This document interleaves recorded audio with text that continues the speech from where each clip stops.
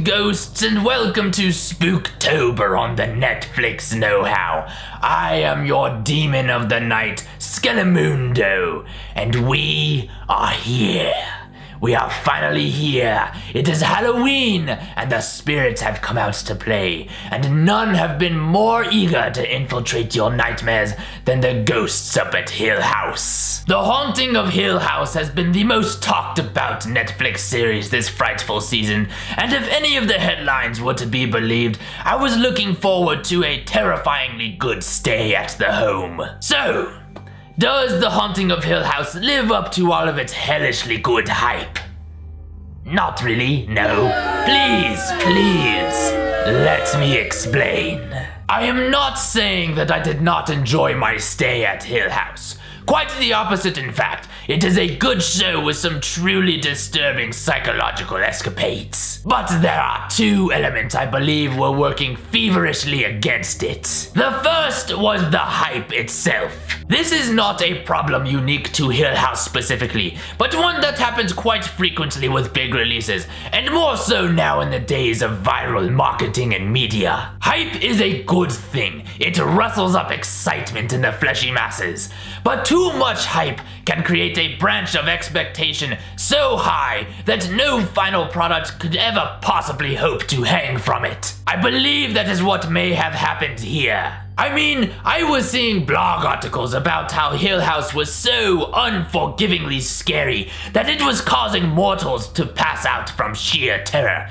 And if you're going to make such delightful promises about a beast, it better darn well have the gnashing teeth to back it up. Now, Hill House does have teeth plenty capable of ripping apart its prey, just not the teeth I had been led to believe. Secondly, and perhaps more importantly, Hill House is not quite the spine-tingling haunted house adventure I was expecting it to be. I went into it with my coziest cloak and a bowl of freshly pickled eyeballs, looking forward to a hauntingly good romp through a ghost-infested abode, only to quickly find out that's not really what it is. The Haunting of Hill House chronicles the Crane family set across two different timelines. One set in the past while they were living at the titular Hill House, and one in present day after they have become fully functioning and full-grown adults. The show focuses on the events of the past and how it has influenced their present-day beings. It is less about the house itself and more about the character psyches and the relationships that they share with one another. It is an exploration of how the trauma of their past has shaped who they are in the present day, and what that mostly means is they have become selfish, ignorant, repulsive jerk faces. Stephen, the eldest son, is an arrogant twat who is ashamed of his family and its history. Cheryl, the eldest daughter, is a control freak with a massive superiority complex. And Theo is, well, as Stephen so eloquently put it, Theo's basically a clenched fist with hair. They are all emotionally walled off and cold, except for the youngest of the two, the twins Luke and Nell. It is interesting because Luke and Nell are perhaps the most traumatized of all the siblings, and yet they still manage to have the biggest hearts in them. It just goes to show that the most damaged people are still the kindest ones you will ever meet. At its core, The Haunting of Hill House is a show about a dysfunctional family struggling to overcome their inner demons. And I suppose there are a few ghosts thrown in there as well, but we'll get to that later. So as I was saying, this is not exactly the show I was expecting when I went into this, and I will admit, it did leave me mildly disappointed. With that said, it is still a very engaging story with some well-developed character-driven drama. The first 5 episodes are used to introduce the characters, and each one is given their own episode to highlight and develop their personality. I liked that they devoted the time to really flesh out and bring these characters to life so that we know them and understand them and can connect to them on a personal level. It really gives you the opportunity to understand what they are dealing with and how they are coping with the demons that they are struggling with themselves. The youngest sister, Nell, serves as the living MacGuffin that drives the plot of the show. Or perhaps I should say formerly living. It provides a good central and emotional focal point for the characters to rally around. Though the relationships of all of the siblings are focused on throughout the series, I felt that the connection between Luke and Nell, the twins of the siblings, was effectively well done and perhaps the most interesting of all of their dynamics. I liked the connection between the events of the past and the present day, and they did a very good job of weaving in and out of them, sort of crafting a quilt of psychological terror. The events of the past did a very good job of giving light to the actions of the present, and everything felt very connected and very well thought out. This connectedness is even put on good display through use of visual transitions and editing, where they take a moment of action and then cut to the same moment of action in the past. It creates a sense that the characters cannot escape from the ghosts of their past, and they haunt them to this very day. There is also a fantastic sense of mystery that stokes the flames of your curiosity over and over and over. The show repeatedly feeds you and comes back to these same questions, such as who is the bent neck lady, what is behind the mysterious red door that cannot be unlocked, and most importantly, what happened on that fateful final night in the house. These mysteries are revisited over and over again over the course of the show, each time revealing just a little bit more information that raises your level of curiosity even more. It leaves you wanting to come back as the mysteries of their past and of the house itself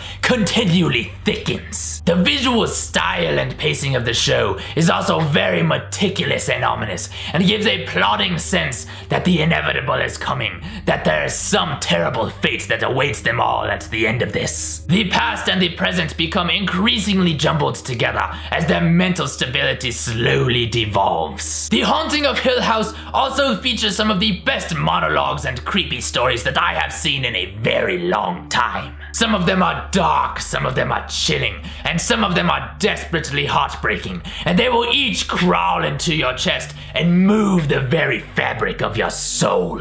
Now, you may have noticed that there has been a serious lack in my talking of the ghosts, and there is a good reason for that. It's because there isn't really much to talk about. The vast majority of the show focuses on the damaged psychology of the characters and the relationships that they each share with one another. There are ghosts in the show, but they honestly feel a little bit underutilized, as if they are nothing more than fancy scenery. Honestly, it feels like there are two unique stories that are being told in this show, but they were crammed into one mishmashed hodgepodge. One story is about a messed up family with severe psychological distress and mental trauma. The other is about a spooky f***ing house. While the marriage between the events of the past and the events of the present is very well done, the marriage between the psychological distress of the characters and the house itself is a bit lacking. The actual influence of the house on the family feels a bit shallow at best,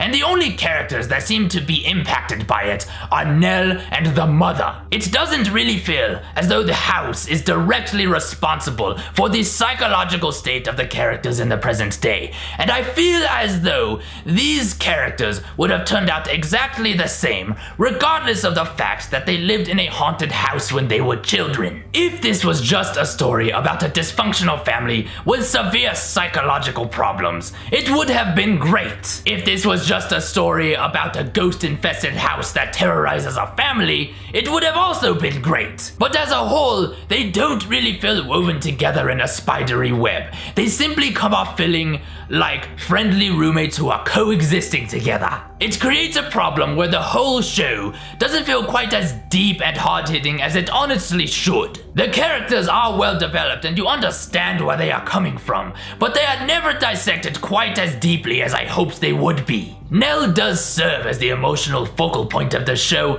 but it really only feels like a surface level thing, like she is really only there to bring the characters together physically. The unique connection between the twins Luke and Nell is perhaps the most interesting connection in the entire series, but it is not focused on nearly enough. The events of the present day are given the majority of the screen time, but yet the events of the past are by far the more interesting aspect of the show. I had a hunch that this was going to be the case, and it was finally proven in episode 9 when the episode took place entirely in the past and unraveled the final secrets of the mysterious final night in the house, and it was by far the most engaging and most exciting episode in the series. While the mysteries of the show are consistently built up and you continually want to know the answers to these questions, they are not given nearly enough intensity or urgency. The final revelations of these mysteries are interesting, but with the amount that they spent building up these mysteries, they are simply not shocking enough. And while I mentioned that there are many fantastic, chilling monologues in this series, there are also many that do not hold up and simply grow tiresome and tedious, and I do believe that the show relies too much on these long, drawn-out pieces of exposition. All of these problems that I have pointed out are best exemplified in episode 6, which is the first episode after all of the characters are properly introduced. It is presented in a unique single-shot style that allows the events of the past and the events of the present to flow seamlessly in and out of one another. It gives it a vastly different feel from the rest of the series up to that point, which is to signify that there is something significant about this particular episode. I understand that it is supposed to highlight the interwoven nature of the past and the present, and how things are coming in and out and shifting back and forth. While I appreciated the visual metaphor of their parallel natures, I was just kind of bored by the episode. I understood its purpose and its significance on a logical level, but it did not resonate with me. I simply felt nothing when watching this episode. It was just sort of tedious. It is the perfect exemplification of a show that is trying for something deep and dark and really brutal at its core, but it just never quite gets there. It feels like there is something missing, like there is an inherent important piece of the puzzle that is not there, and the show is just afraid to truly sink its teeth in deep. I do feel that this sense of sort of two unique stories being unceremoniously shoved together creates a confused focus. And because the show focuses equally on all of the different sibling characters, it leaves us without a central person to really connect with and cheer for and root for personally and emotionally. Honestly, I think the story really should have been focused around Nell and Luke and their particular bond with each other, and every other character's relationship should have been focused through them. It would have given us, the audience, a stronger central emotional focal point so that we could really get invested in the characters and what is happening to them. It's frustrating because this show is so close to hitting the mark on every single aspect, but with everything it's just a little bit off center. And it even has a happy ending to top the whole thing off. What a buzzkill. So no, The Haunting of Hill House did not live up to the hype, and I was not completely satisfied with it either. It truly saddens me to have to be the naysayer of the bunch and have to give this one a bones down. So I'm not going to do that. Yes, I was disappointed. Yes, I was left wanting more. And no, I don't think the show fully accomplished what it set out to do. But with that said, I can't deny where it was successful. I did truly admire the ambition of this show, and I appreciated the fact that it tried to be something so much more than just a simple scary haunted house movie. I do think that there was just a bit too much time dedicated to the characters and their psyches, and not quite enough time dedicated to the house, which in a way was a character itself. But to overlook the strong character-driven drama and the levels of psychological turmoil that the show does explore and delve into would be a grave mistake. So I do suggest you take a nice family trip down to Hill House and embrace the ghosts that reside within all of us. Bones up.